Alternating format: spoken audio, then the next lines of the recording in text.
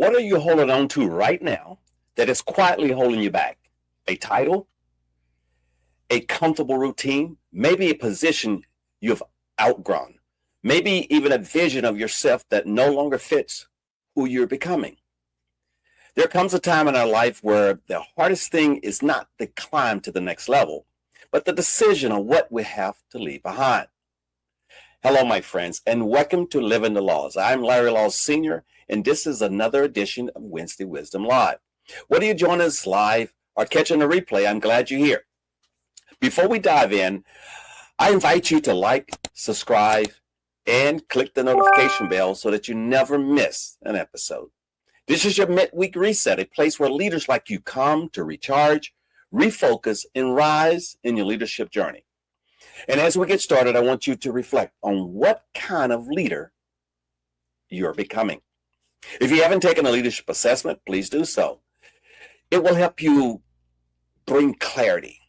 You can find a link in the description, and don't forget to join the Living the Laws leadership community so that we can continue to grow together.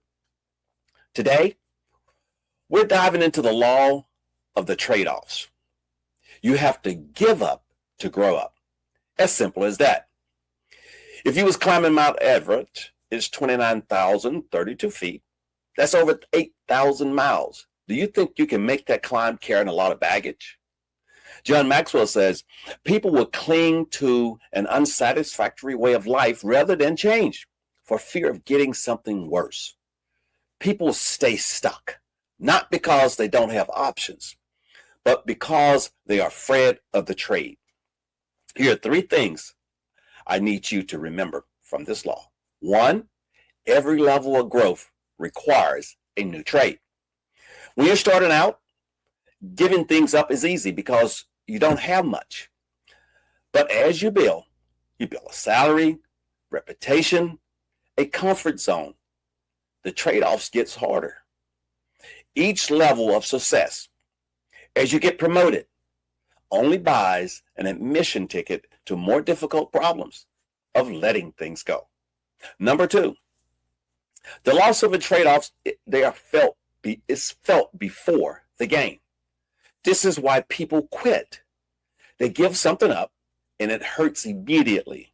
But the reward, it may take some months, even years. That in-between season is where most people turn around. Don't get turned around. Don't quit.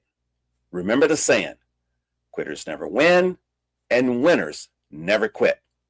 Number three, some trade-offs are never worth the price. Please make sure this one is clear. You don't trade your marriage for your career. You don't trade your integrity for an opportunity. Don't trade your family for fame. Know what's on the table and know what never goes on the table. The law of trade-offs is not a theory. It's my life. Now let me share something with you. Because this isn't just theory for me, it's things that I've lived. When I retired from the Army and I chose to start a nonprofit organization, I chose to give up security for significance. In 2002, I founded First Soma Alliance and built the nonprofit housing counseling agency from the ground up. No finance team, no rank structure, none of those things to fall back on. Just mission, determination, and a whole lot of faith. But here's the part that most people don't see. I didn't just retire and open up a nonprofit. I had to become someone new. I had to become someone new to lead. I had to learn the entire structure. I had to learn a new vocabulary, a completely different career field, while simultaneously building an organization from nothing. I traded the familiar for the possibility. You have to give up to grow up. Here are four practical ways of applying the law of trade-offs. Let's run through the full laws framework. We start with the letter L for locate. Locate what you are refusing to trade.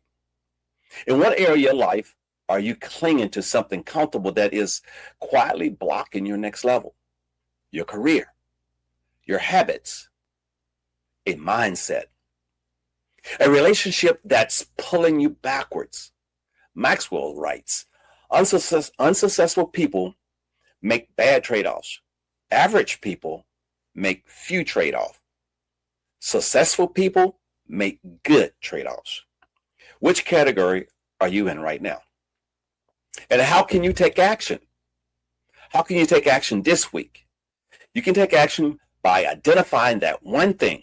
Write it down. That one act of identifying that one thing is a major step in the right direction. Now let's go to the next step. A, aim at the right trade, not just any trade. Not every trade is worth making. Some things are non-negotiable.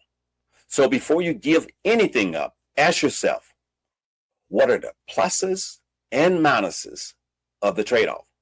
Because here's the trap most leaders fall into.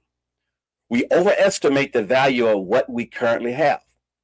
We underestimate the value of what we could gain. Fear does that to us. It makes the familiar look bigger than it really is.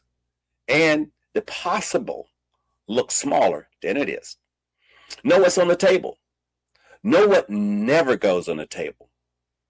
So now that you have identified one trade that would move you towards your potential and one thing you need to protect at all costs, we move to W, wait. The cost before you commit. This is the step most people slip, and it can cost you everything. Wait.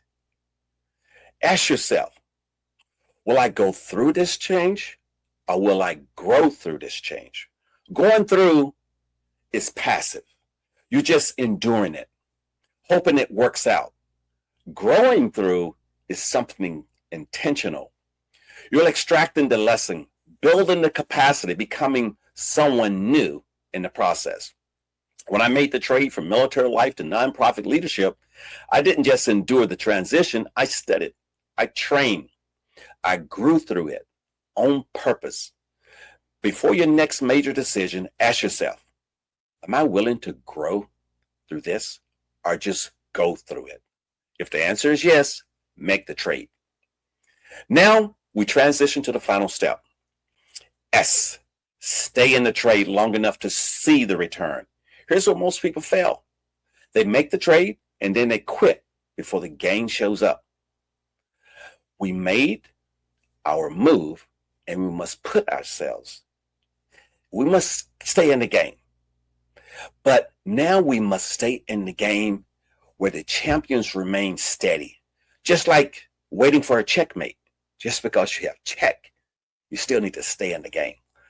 Leaders, your victory is in the next move. Think about it. Think about it. Time. You were one step from success, but you stepped away. Identify that trade. And this week, stay in it. Keep your focus and trust that the checkmate is coming. I want to leave you with this. From John Maxwell, the price of anything is the amount of life you exchange for it. Every trade costs you something. Costs you time, comfort, security, sometimes pride. But the trades that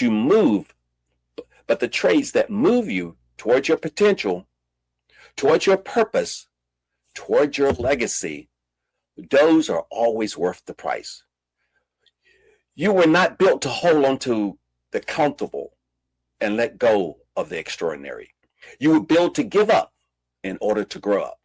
So make the trade, stay in the trade, and trust the process.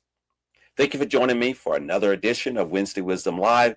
I pray this message give you something to think about, something to act on, and something to carry you with you for the rest of the week. If this message was of value to your leadership journey, please like, subscribe, and click the notifications so we continue to grow together. Be sure to click the link in the description to take the leadership assessment and join the Living the Laws community. Until next time, keep growing, keep leading, and keep living the laws. I'm Larry Law Sr., reminding you to think before you move and make your next move your best move.